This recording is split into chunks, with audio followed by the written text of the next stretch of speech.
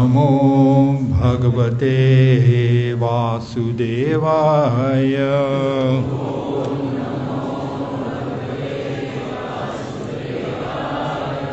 ओम नमो भगवते वासुदेवाय।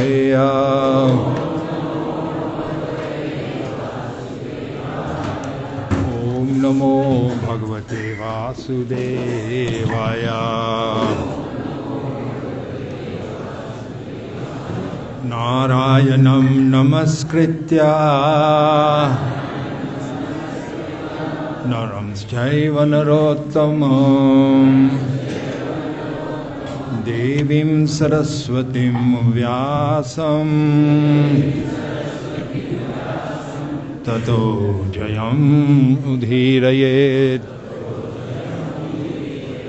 नष्टप्रायेषु अभद्रेषु नित्यं भागवत सेवया भगवती उत्तम श्लोके भक्तिर्भवति नैष्ठिकी। कृष्णाय वासुदेवाय देवकी नंदनाय च नंदगोपाकुमाराय गोविंदाय नमो नमः।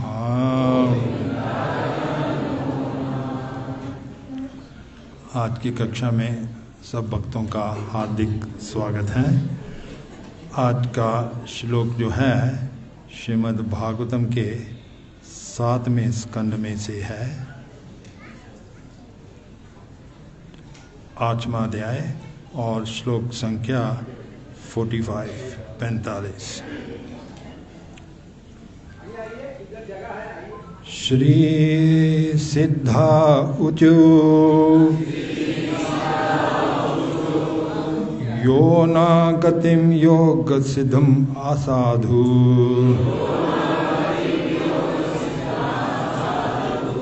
आहार चेद योग तपो बलेना नाना दर्पम तम न खैर विद्रा।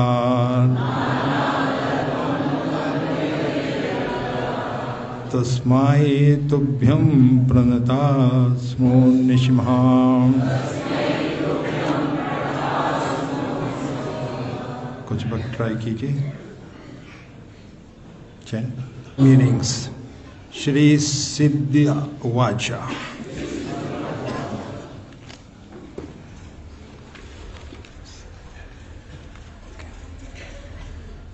सिद्धलोक के निवासियों ने कहा,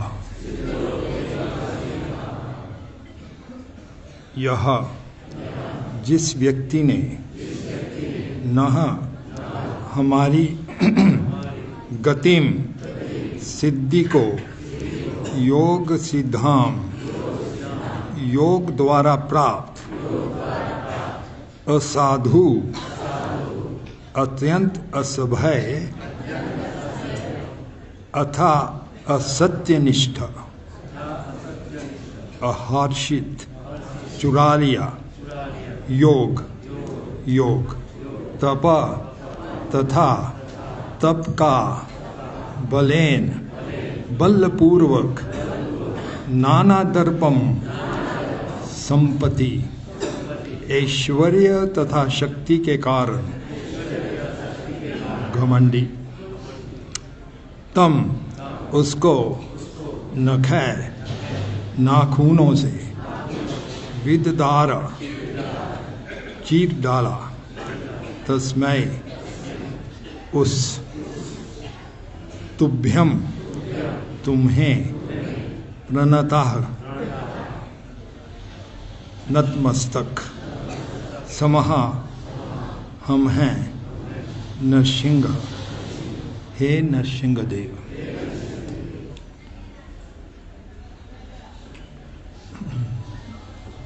सिद्धलोक के वासियों ने प्रार्थना की, हे भगवान नरसिंहदेव, हम लोग सिद्धलोक के निवासी होने के कारण अष्टांग योग में स्वतः सिद्ध होते हैं, तो भी हिरण्यकशिपु इतना धूर्त था कि उसने अपने बल तथा तपस्या से हमारी सारी शक्तियाँ छीन ली थीं। इस तरह वह अपने योग बल के प्रति घमंडी हो गया था। अब आपके नखों से इस दुष्ट का वध हो जाने के कारण हम आपको सादर नमस्कार करते हैं। आप मेरे पीछे दोहराएंगे। सिद्धलोक के वासियों ने प्रार्थना की, हे भगवान नरसिंहदेव, हम लोग सिद्धलोक के वासी होने के कारण अष्टांग योग में स्वतः सिद्ध होते हैं, तो भी हिरण्यकशिपु इतना धूर्त था कि उसने अपने बल तथा तपस्या से हमारी सारी शक्तियाँ छीन ली। इस तरह वह अपने योग बल के प्रति घमंडी हो गया। अब आपके नखों से इस दुष्ट का वध हो जाने के कारण हम आपको सादर नमस्कार करते हैं। तात्पर्य श्रील प्रभुपाद जी के द्वारा। पृथ्वी पर ऐसे अनेक योगी हैं जो जादू की तरह सोने के कुछ टुकड़े निर्मित करके कुछ कुछ योग शक्ति का प्रदर्शन कर सकते हैं, किंतु सिद्धलोक के वासी सचमुच ही योग शक्ति में अत्यंत प्रबल होते हैं। वे वायुयानों के बिना ही एक लोक से दूसरे लोक तक उड़कर जा सकते हैं। यह लघिमा सिद्धि कहलाती है। वे सचमुच ही बहुत हल्के हो सकते हैं और आकाश में उड़ सकते हैं, किंतु हिरण्यकशिपु और तपस्या के द्वारा सिद्धलोक के विवासियों को मात कर गया और अपने लिए उत्पात खड़ा करने लगा। सिद्धलोक के यह वासी हिरण्यकशिपु द्वारा परास्त भी कर दिए गए थे। अब जबकि हिरण्यकशिपु का वध भगवान ने कर दिया है, सिद्धलोक के वासियों को भी राहत का अनुभव हुआ। मुकम करोति वाचानम पंगुं लंघयते गिरिम यत् कृपा तम हम वंदे श्री गुरु दीना तारणम। ये तात्पर्य पढ़ते समय मुझे एक प्रसंग आया। श्री प्रभुपाद जी के मुखारविंद से ये निकला है प्रसंग। इसी मंदिर के प्रांगण में, जैसे आज का श्लोक कह रहे हैं, सिद्ध लोग के जो योगी हैं उनको हिरण्यकशिपु ने पराजित कर दिया था। वो तो बहुत एडवांस्ड योगी हैं, सिद्धि हैं, पर इस लोक में भी, धरती में भी कुछ लोग हैं जो जादू जैसा कर सकते हैं। कुछ सोना प्रकट कर देते हैं, कुछ न कुछ कर सकते हैं। तो ऐसा एक जादूगर यही प्रांगण में आया था, प्रभुपाद जी से मिला और बहुत शो ऑफ दिखावा कर रहा था और कहने लगा प्रभुपाद जी से कि स्वामी जी देखो, मुझे काफ़ी शक्तियां हैं, मैं कई तरह के जादू कर सकता है, तो क्या आप कोई जादू कर सकते हैं? प्रभुपाद जी को चुनौती दे रहा था। प्रभुपाद जी के सामने उसमें कई देशों से भक्त आए हुए थे और सब वैष्णवों की पद्धति पालन कर रहे थे। तो प्रभुपाद जी ने कहा, ये है मेरा जादू, ये देखिए। ये सब जिन्होंने कभी भी भगवत गीता का नहीं सुना था, जिनको कोई हरे कृष्णा मंत्र के बारे में नहीं मालूम था, जो इतने पाप में जीवन में थे, अभी सब वैष्णव बन गए हैं। ये मेरा जादू है।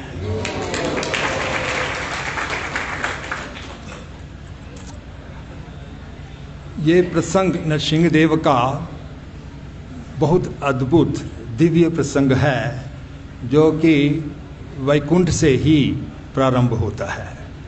वैकुंठ में जो द्वारपाल हैं, जय विजय, एक बार चतुर्सना 4 कुमार, सनक, सनातन, सुनंदन और सनत कुमार, जो बाल ब्रह्मचारी थे, वैकुंठ में प्रवेश करना चाहते थे अपने आदरणीय भगवान श्रीमन नारायण का दर्शन करने के लिए। तो उस समय द्वारपाल जय विजय ने उनको प्रवेश नहीं करने दिया। कहने लगे कि तुम तो बाल हो, यहाँ में नहीं प्रवेश कर सकते। तो इस बात पर 4 कुमार बहुत रोषित हो गए। ये बाल हो या बड़े हो, वैकुंठ में प्रवेश नहीं देना जा रहा। ये बुद्धि जो है, ये तो मर्त्य लोकों के वासी जो है, मृत्यु लोक के वासी हैं, उनकी बुद्धि है। यहाँ में यह नहीं भेदभाव होना चाहिए। क्या सुनाई नहीं दे रहा पीछे में? तो फिर ये साउंड सिस्टम कोई ठीक करें। हाँ,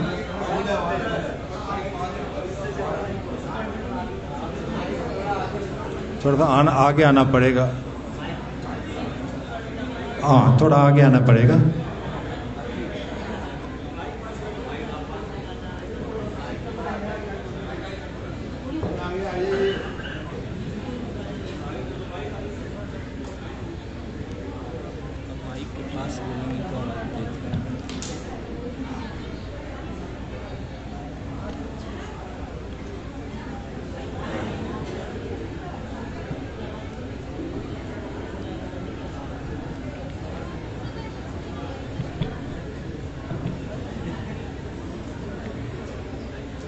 तो जैसे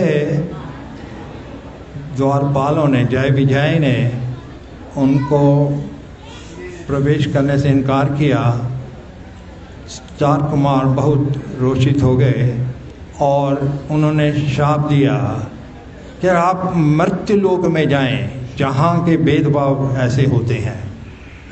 तो यह बात जब श्रीमन नारायण तक पहुँची, तो तब तुरंत वो वहाँ पहुँचे जहाँ ये वाद विवाद हो रहा था।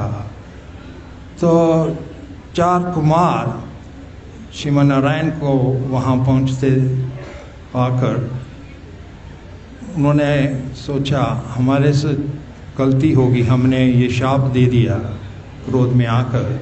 ये जो है शाप, ये टल तो नहीं सकता, लेकिन हम इसको परिवर्तित कर सकते हैं। सो हम आपको चयन कर सकते हैं। ये लोग या तो 7 बार भक्त के जीवन में आए या 3 बार असुरों की योनि में आए। तो इन जय विजय ने सोचा कि अगर 7 बार हम जाएंगे तो बहुत चीर समय तक मर्त्य लोक में रहना पड़ेगा। उससे अच्छा तो 3 बार हम असुरों का जन्म ले लेंगे और शीघ्र वापस वैकुंठ में लौट आएंगे। और वैसे भी यह लीला जो थी, क्योंकि जय विजय द्वारपाल यह श्रीमन नारायण के हृदय की बात समझते थे कि श्रीमन नारायण वास्तव में एक युद्ध करना चाहते थे। और किससे युद्ध करें वैकुंठ में? वहाँ तो सब भक्त हैं। ये भाव, ये इसको कहते हैं, कृष्ण जी जो हैं वो सब भावों के ओरिजिन हैं। जो भी हमको भाव यहाँ में मिलते हैं वो उनका आदि स्वरूप, ओरिजिनल स्वरूप वैकुंठ में है। ये जय विजय समझते थे कि हमारे प्रभु श्रीमन नारायण की बहुत इच्छा है युद्ध में करना किसी पर, यहाँ में कोई असुर नहीं मिलेंगे, ये तो वैकुंठ है। तो उन्होंने यह भाव समझते हुए यह इच्छा पूर्ति के लिए यह शाप स्वीकार कर लिया और उन्होंने 3 बार असुरों का जन्म लिया। और ये 3 बार असुर थे। जो पहली बार आए थे हिरण्याक्ष और हिरण्यकशिपु, जिनकी कथा अभी चल रही है। और नेक्स्ट में वो आए थे रावण और कुंभकर्ण उसके भाई। और तीसरे में वो आए शिशुपाल और दंतवक्र। और उसके बाद चैतन्य चरितामृत में ऐसे भी आता है, एक चौथे अवतार में भी आए थे। किनको याद है चौथा अवतार? जय विजय, जगाई मदाई के रूप में आए। तो उसके बाद उनका उद्धार हो गया।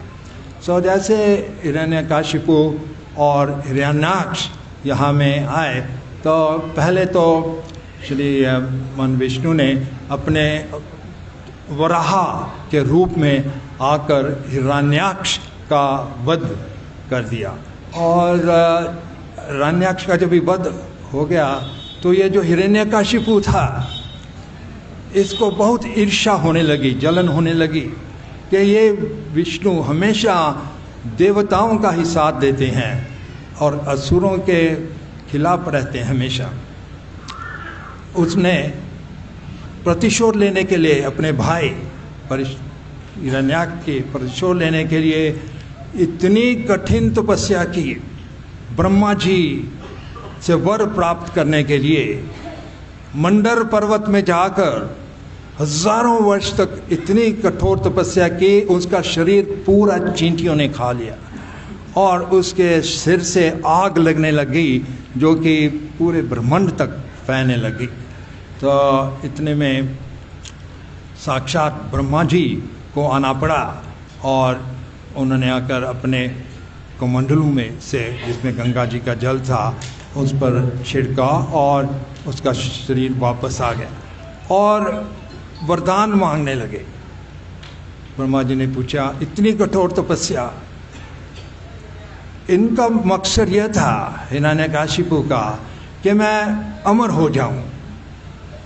प्रार्थना करता है वरदान के लिए, मुझे अमरता का वरदान दीजिए। ब्रह्मा जी ने कहा, यह संभव नहीं है, मैं स्वयं ही अमर नहीं हूँ। भगवद गीता में बताया गया है ब्रह्मा जी की आयु बहुत लंबी है, दीर्घ है, लेकिन सीमित है। तो ये हिरण्यकशिपु, क्योंकि असुर लोग होते हैं, इनकी बहुत कपट बुद्धि होती है। उन्होंने सोचा अमरता का तो वरदान नहीं दे रहे, चलो मैं ऐसे वरदान मांग लूँ जो अमरता के समान ही हो। दिन में नहीं मरूं, रात में नहीं मरूं, बाहर नहीं मरूं, अंदर नहीं मरूं, कोई भी अस्त्र से नहीं मरूं, इस सृष्टि की कोई जीव से नहीं मरूं। तो ब्रह्मा जी ने ये सब वरदान दे दिए। तो जैसे ही ये वरदान दे दिए, सोचने लगा अब तो मैं अमर हो गया, मैं दिन में नहीं मरूंगा, रात में नहीं मरूंगा, तो कब मरूंगा? तो मेरी मृत्यु ही नहीं होगी। बाहर नहीं मरूंगा, अंदर नहीं मरूंगा, कहाँ मरूंगा? कोई अस्त्र मुझे नहीं मार सकेगा, इस सृष्टि का कोई जीव मुझे मार नहीं सकेगा, तो फिर मेरी मृत्यु कैसे होगी? तो मैं अमर हो गया हूँ, ऐसा सोचने लगा। और ऐसा सोचते हुए तीनों लोगों को परेशान करने लगा। उनमें ये सिद्ध लोग भी थे, जो आज का श्लोक बोले सिद्ध ऊंचा, इतने महान सिद्ध थे, इनकी सिद्धियां थी, लेकिन वो सब सिद्धियां छीन ली इस हिरण्यकशिपु ने और अपने पूरे राज्य में घोषित कर दिया कि मुझे ही भगवान कहो, विष्णु का नाम कोई भी ले तो उसको मृत्यु दंड मिलेगा। लेकिन उसका बेटा प्रहलाद वो निर्भय था और साक्षात जाकर हिरण्यकशिपु अपने पिता को बोला, पिताश्री क्षमा कीजिए लेकिन आप विष्णु नहीं हैं, भगवान नहीं है, भगवान तो विष्णु हैं, आप फ्रॉड हैं। सीधा ही बोल दिया, फ्रॉड हैं, आप डुप्लीकेट हैं, आप नहीं हैं, विष्णु नहीं है। ऐसा जब हिरण्यकशिपु ने सुना बहुत क्रोध आया और अनेक तरह के उपाय किए उसको मारने के लिए।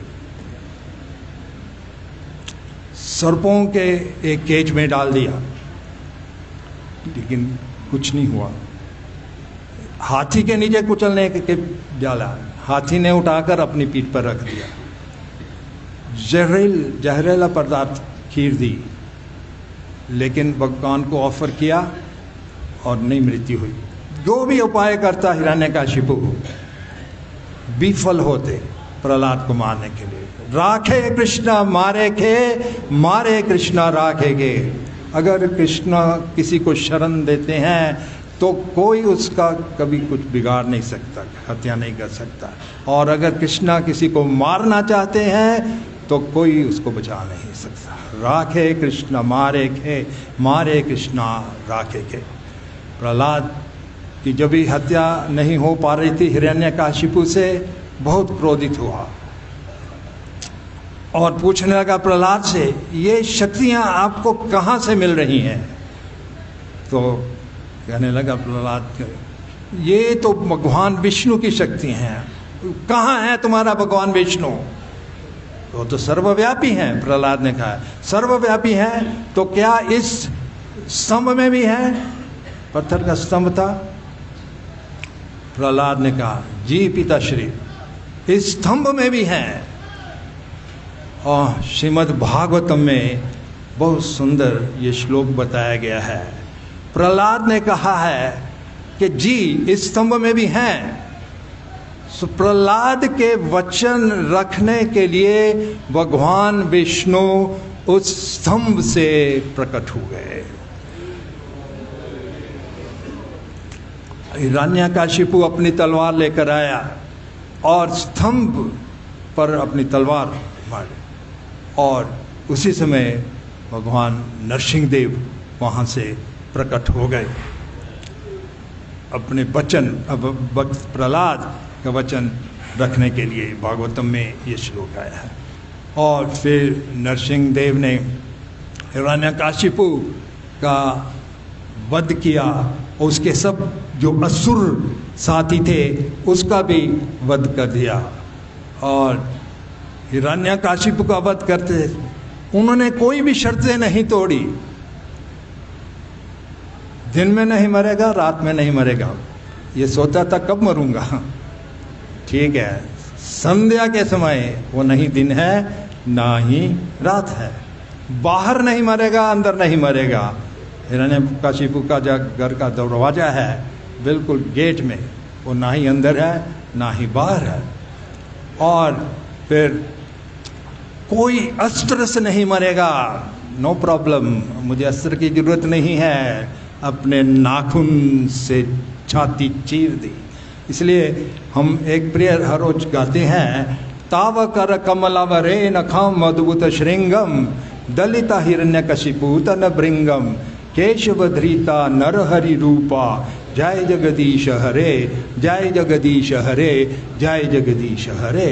ये जयदेव गोस्वामी ने लिखी है कि तावा कर कमलावरे, आपके कर जो हैं, हाथ जो हैं कमल जैसे हैं। तावा कर कमलावरे, लेकिन उन्हीं कमल जैसे हाथों में नाखून वज्र जैसे हैं। नखाम बुत श्रृंगम, श्रृंग जैसे। ये कैसे आया है? तो ये अद्भुत रूप है उनका। सो अपने अद्भुत रूप नरसिंहदेव में आकर छाती चीर दी। और जो ब्रह्मा जी के द्वारा शर्त दी हुई थी उनका मान भी किया, मान भी रखा।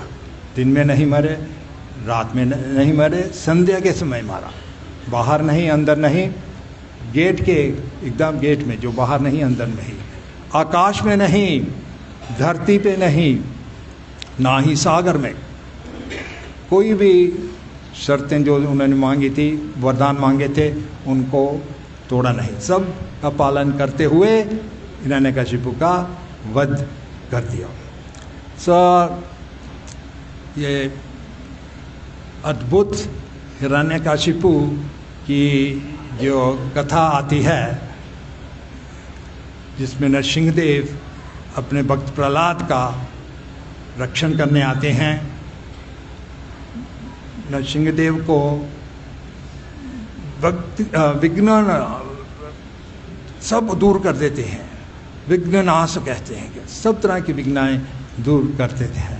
इसीलिए प्रभुपाद जी ने स्टार्टिंग इस्कॉन में अमेरिका में कई बाधाएं आ रही थी, कई डीमंस ने अटैक किया था, कई मंदिरों पर बॉम्ब भी फेंक किए थे।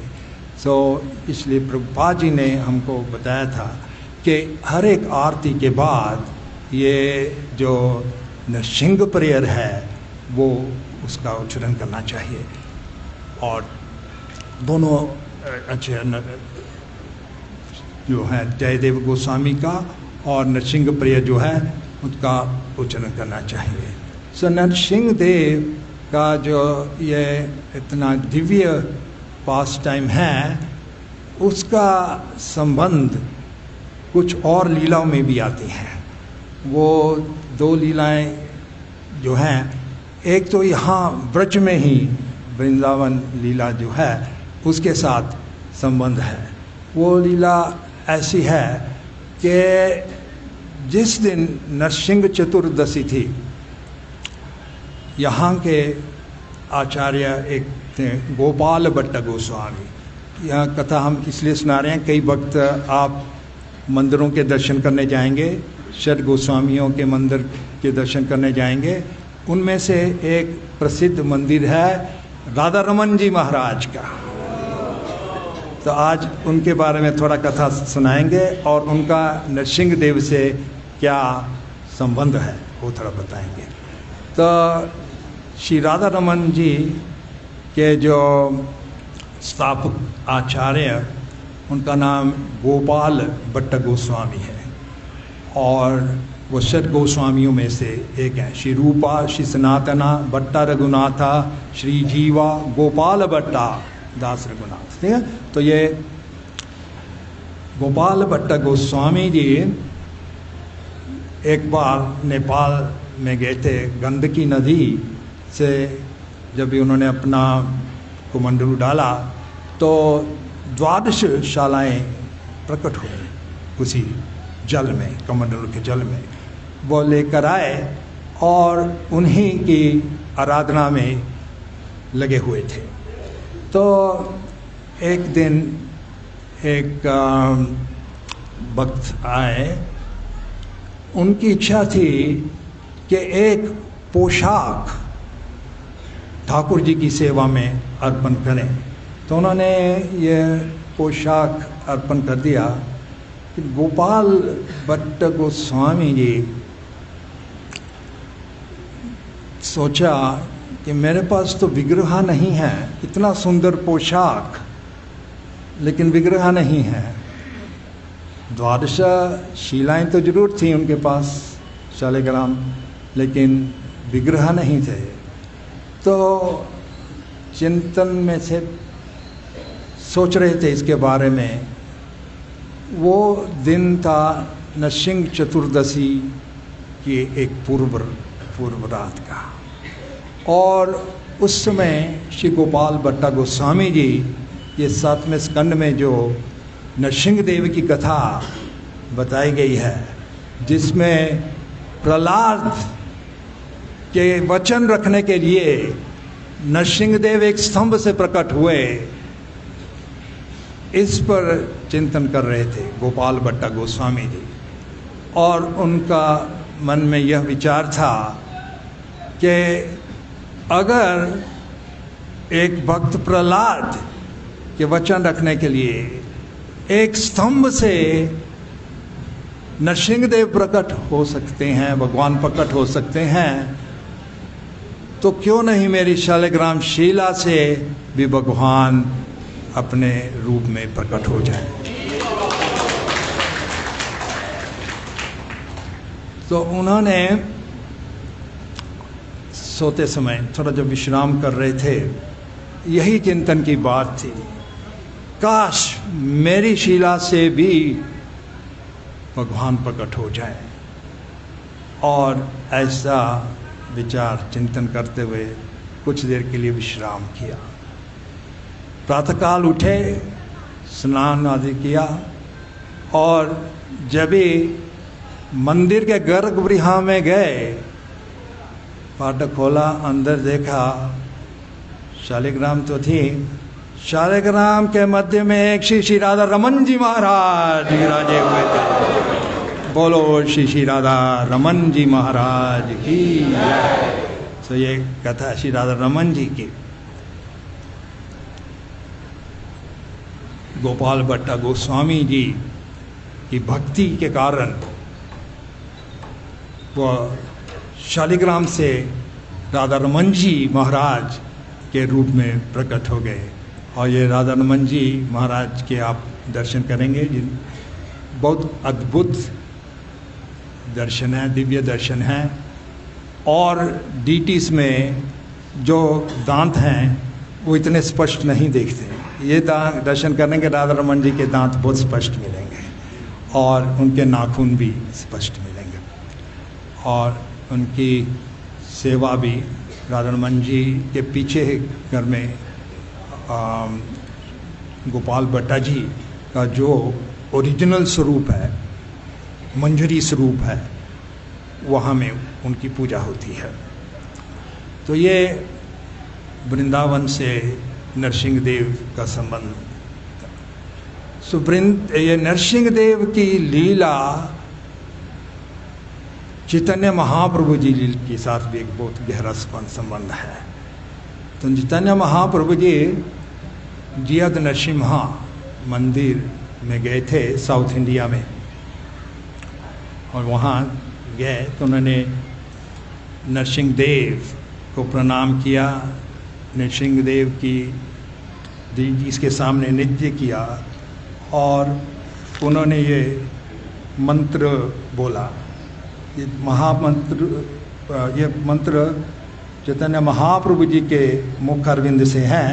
पहले मैं एक बार बोलूँगा, फिर मैं आपसे दोहराऊँगा। श्री नृसिम्हा जय नृसिम्हा, जय जय जय नृसिम्हा, प्रहलादिशा जय पद्मा, मुख पद्मा भृंगा। सब मेरे पीछे दोहराएंगे। श्री नृसिम्हा जय नृसिम्हा, जय जय जय नृसिम्हा,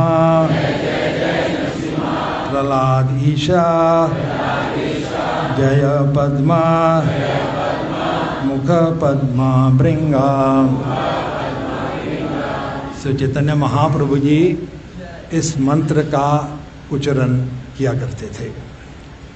तो अभी हम यह लीला पर आते हैं। चैतन्य लीला में नरसिंहदेव कैसे आए। तो महाप्रभु जी गया से जब भी लौटे और उन्होंने संन्यास लिया, उसके बाद वो बहुत ही गंभीरता से प्रचार करने लगे। संकीर्तन का प्रारंभ किया उन्होंने, और उन्होंने अपने दो मुख्य पार्षद से नित्यानंद प्रभु और श्री हरिदास ठाकुर और कई भक्त थे, उन सबको आदेश दिया था संकीर्तन आंदोलन चालू करने का। और ये संकीर्तन आंदोलन जो था, ये श्रीवास ठाकुर जी के घर में प्रारंभ हुआ उसका। तो जैसे ये संकीर्तन श्रीवास ठाकुर जी के घर में प्रारंभ हुआ, तो कई जो वहाँ के लोकल हिंदू लोग थे वो ईर्ष्या करने लगे। उनको चिंता थी कि अगर ये चैतन्य महाप्रभु जी का कीर्तन ज़्यादा फैलने लग गया तो हमको लोग नहीं ज़्यादा मानेंगे और हमारे दिनचर्या नहीं होगी, कैसे हम अपना जीवन मेंटेन करेंगे। इसलिए उन्होंने ही वहाँ का जो काजी था, चांद काजी, आरोप लगाया कि ये निमाई तो हमारा धर्म बिगाड़ रहा है, कहीं नहीं लिखा होगा कीर्तन करना है। वेदांत, ये स्मार्टा लोग थे, ये नहीं जानते थे कि संकीर्तन यज्ञ ही ऑथराइज्ड है इस कलयुग के लिए। तो श्रीवास ठाकुर जी के घर पहुंचा चांद काजी और चेतावनी दी कि इस बार मैं आपको छोड़ देता हूं जो कीर्तन कर रहे हैं, अगली बार आपने कीर्तन किया तो मैं सबको मुसलमान बना दूंगा। ऐसा कहते हुए मृदंगा फोड़ दिया और क्रोध से चला गया। तो श्रीवास ठाकुर जी और सब वैष्णवों को बहुत चिंता होने लगी। ये कहकर गया कि हम सबको मुसलमान बना देगा, इससे तो मृत्यु अच्छी है। उन दिनों क्या था, मुसलमान लोग मुख में थोड़ा पानी लेते थे और हिंदुओं पर थूक देते थे, वैष्णव पर, और जिस पर थूका जाता था उसको समाज उसका भविष्य काट कर देता, बॉयकॉट कर देता था, अभी तुम हिंदू नहीं है। तो ये सोचते थे इससे तो मृत्यु अच्छी है, ये पापमय जीवन क्यों हम लें। तो ऐसे में श्रीवास ठाकुर जी चैतन्य महाप्रभु जी के पास पहुँचे और कहने लगे, प्रभु आपको ही रक्षा करनी है, ये चांद काजी हमको चेतावनी देकर गया है, हम सबको मुसलमान बना देगा, इससे अच्छा तो मृत्यु दे दें हमारे को। महाप्रभु जी ने कहा, हम देखते हैं किसका साहस है इस संकीर्तन को रोकने का। आज शाम को हम सब चलेंगे चांद काजी के पास और देखेंगे कैसे वो रोकता है हमारा संकीर्तन। तो शाम के समय हजारों की संख्या में वैष्णव इकट्ठे हुए और महाप्रभु जी सबसे आगे थे, उनका यह देश था, सबको कीर्तन करना है, सब कीर्तन कर रहे थे। और ये घटना वृंदावन दास ठाकुर जी ने चैतन्य भागवत में बहुत विस्तार से बताई है। सब कीर्तन कर रहे थे और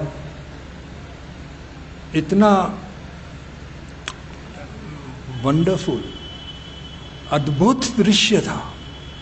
सब किसी के हाथ में मृदंगा, कोई मृदंगा बजा रहे थे, कोई दोनों हाथों से करताल बजा रहे थे, कोई ताड़ियां मार रहे थे, कई के दो हाथ ऊंचे थे।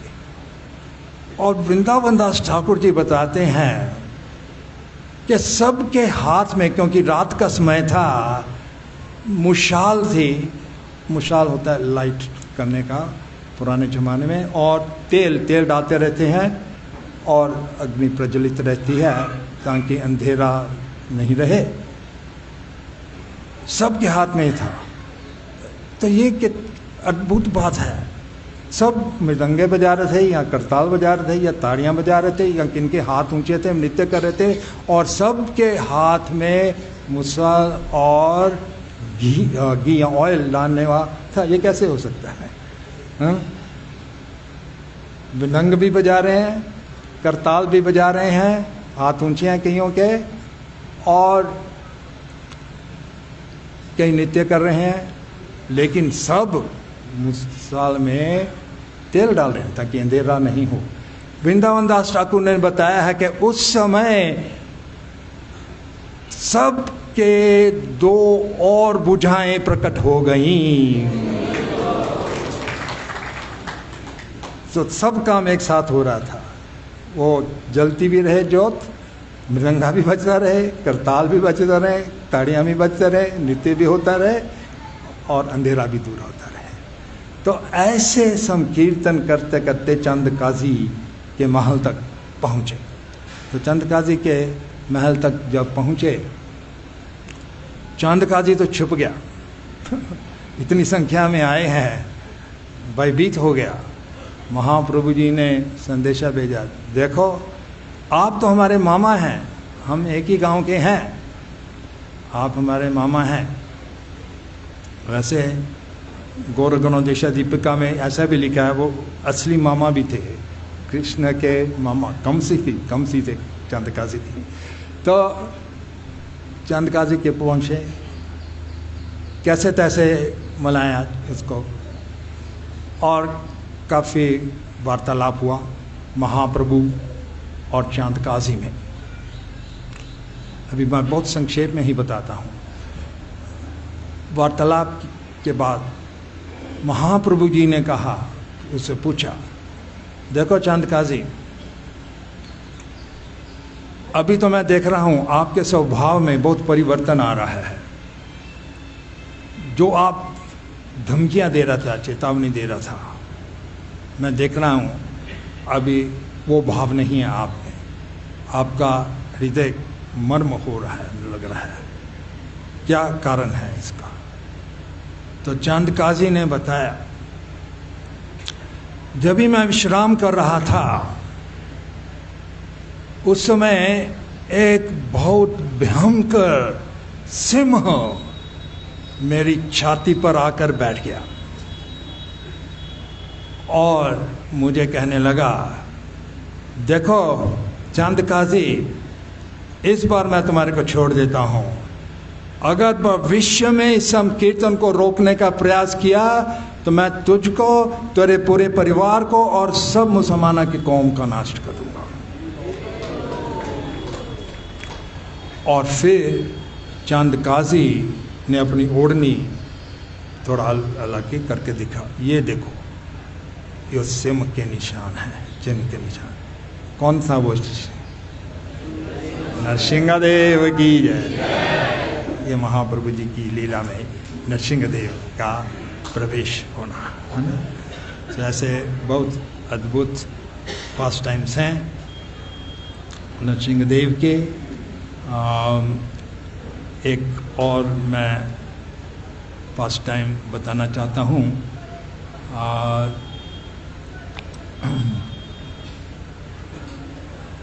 यहाँ से ही थोड़ा ही दूर आगरा सबने सुना है, उस समय वो अकबर प्रशासन करता था।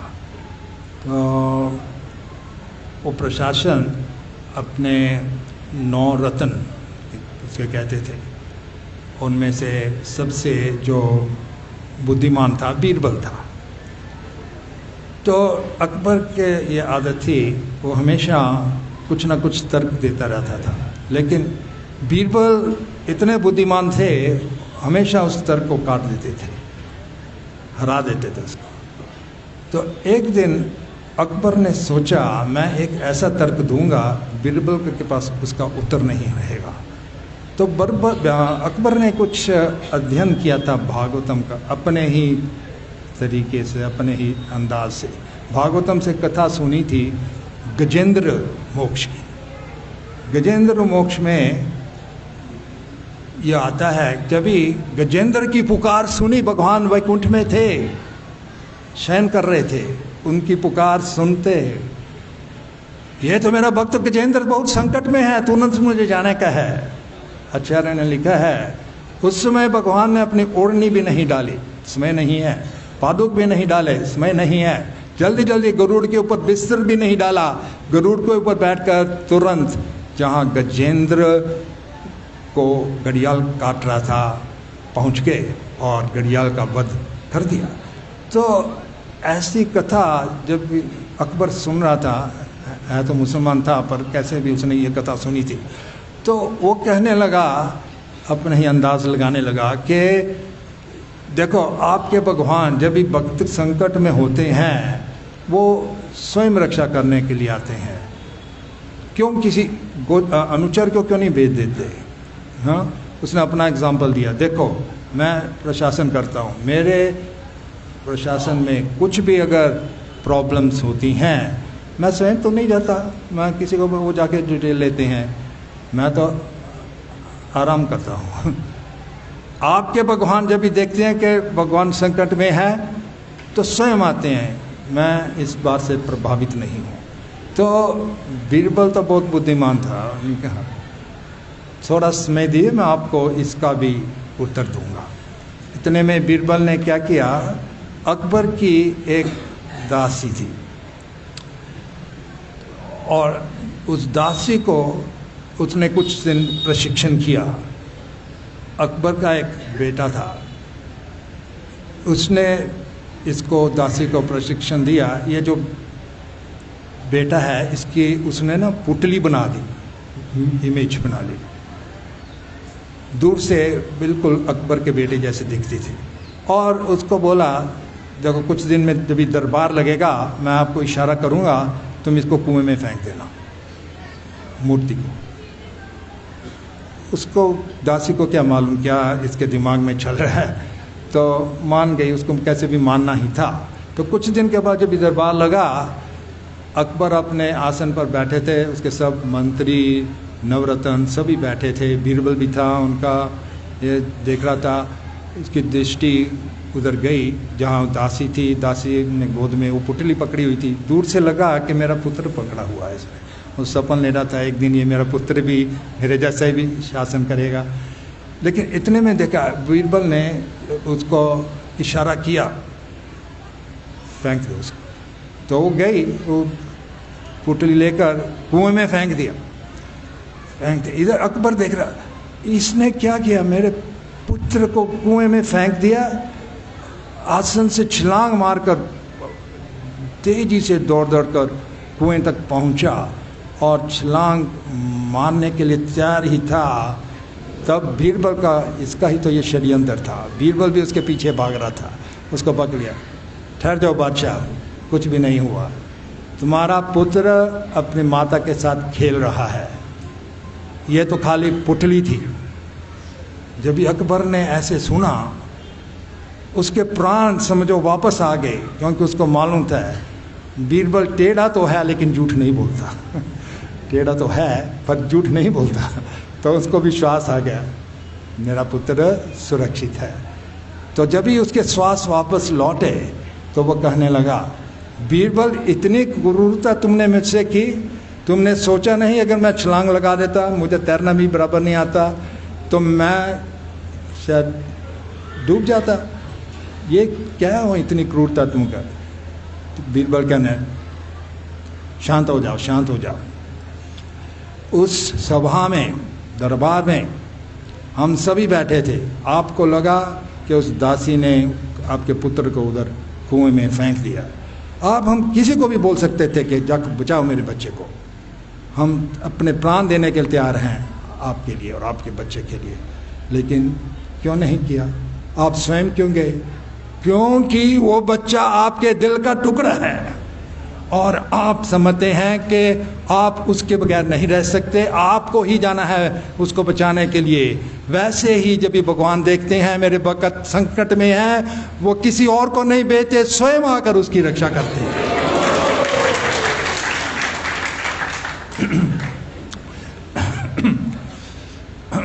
समय थोड़ा कम है, एक दो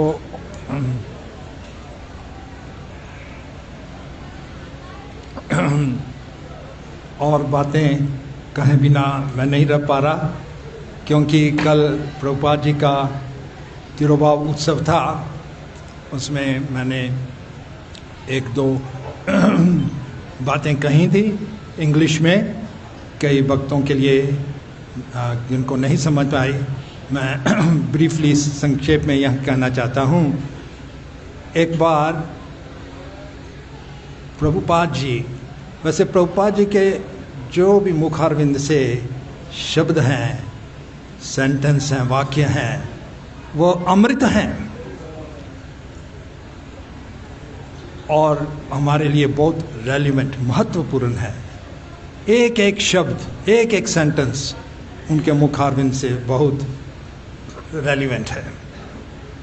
फिर भी एक वाक्य प्रभुपाद जी का जो मेरे हृदय को बहुत प्रसन्नता देता है और आप सबके हृदय को बहुत प्रसन्नता देगा, वो ऐसा है और उसका कॉन्टेक्स्ट ऐसा है कि एक बार एक रिपोर्टर ने श्रील प्रभुपाद जी से आकर ये प्रश्न पूछा, स्वामी जी, जब आपकी मृत्यु होगी तो क्या होगा? ये प्रश्न पूछा, जब आपकी मृत्यु होगी तो क्या होगा? प्रभुपाद जी ने उत्तर दिया, मेरी मृत्यु नहीं होगी। और प्रभुपाद जी की मृत्यु नहीं है, क्योंकि प्रभुपाद जी अपने पुस्तकों में, अपनी वाणी में प्रेजेंट है।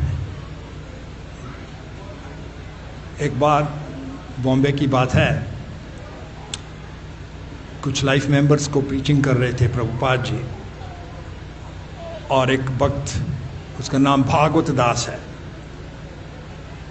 वो भी उसके भागवत से ही ये कथा, ये लिखित रूप में कथा है। भागवत ने कहा है, प्रभुपाद जी ने उनको प्रचार किया। फिर जब वो लाइफ मेंबर चले गए, प्रभुपाद जी ने भागवत से पूछा कि भागवत आप बताइए, आपको समझ आया जो मैं कुछ बोल रहा था? तो भागवत कहने लगा, प्रभुपाद सॉरी, मुझे समझ नहीं आया क्या था, मैंने अध्ययन नहीं किया था। तो प्रभुपाद जी ने कहा कि देखो, और सेवाएं करना भी बहुत महत्व है, चाहे बुक डिस्ट्रीब्यूशन हो, चाहे life membership, fund raising, management, कई सेवाएं हैं। लेकिन इसका अर्थ यह नहीं कि हम अध्ययन नहीं करें। ये पुस्तकें मैंने लिखी हैं, आप वितरण भी करो, इनका अध्ययन भी करो, बहुत गहराई से अध्ययन भी करो। और फिर प्रभुपाद जी ने कहा, मैं स्वयं अपनी पुस्तकों का अध्ययन करता हूँ, स्वयं अपनी पुस्तकों का। और जब मैं अध्ययन करता हूँ, हर बार मुझे कुछ ना कुछ नया पढ़ने को मिलता है। और फिर प्रभुपाद जी शांत रहे कुछ देर के लिए और कहने लगे, क्योंकि ये पुस्तकें मैंने नहीं लिखी, ये स्वयं कृष्ण जी ने डिक्टेट की हैं, मैंने खाली लिखित रूप दिया है। सो इसलिए प्रभुपाद जी अपनी ही पुस्तकें पढ़ते थे। हमारे लिए तो बहुत अनवीर है कि पुस्तकों का अध्ययन हम करें, डिस्ट्रीब्यूशन भी करें, पर अध्ययन भी करें।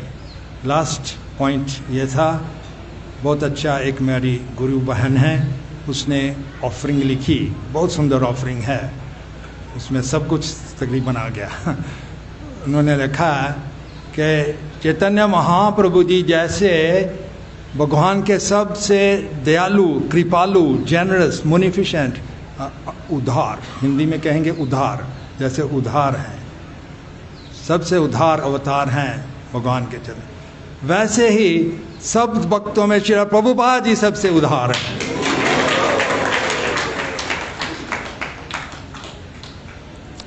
प्रभुपाद जी से प्रार्थना रहे कि उनकी कृपा हम सब पर बरसती रहे।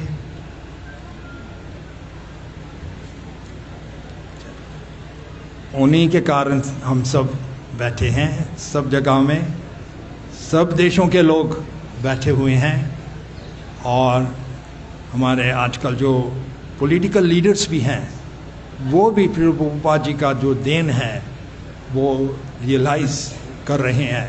रिसेंटली इंग्लैंड के प्राइम मिनिस्टर बोरिस जॉनसन ने भी प्रभुपाद जी को बहुत ग्लोरीफाई किया। और यहाँ तो हमारे प्राइम मिनिस्टर मोदी जी ने कई बार ग्लोरीफाई किया। रिसेंटली जब भी ये कॉइन रिलीज़ हुआ था प्रभुपाद की 105वीं वर्षगांठ का, उस पर भी उन्होंने रिलीज़ किया। और इतना सुंदर भाषण में उन्होंने प्रभुपाद जी को बहुत ग्लोरीफाई किया। और प्रभुपाद जी के बारे में उन्होंने कहा, क्योंकि उनके पूर्वी जो प्रधानमंत्री थे अटल वाजपेयी, उन्होंने भी इसी का कहा, जो प्रभुपाद जी ने किया वो किसी मिरेकल, क्या कहेंगे हिंदी में, मिरेकल, हाँ, चमत्कार, थैंक यू, चमत्कार से कम नहीं था। जो प्रभुपाद जी ने किया वो चमत्कार से कम नहीं कहीं था। लेकिन हम इस्कॉन वाले और भी बढ़कर बोलेंगे, ये एक चमत्कार ही नहीं बल्कि सबसे बड़ा चमत्कार था। श्रील प्रभुपाद जी आज यहाँ विराम।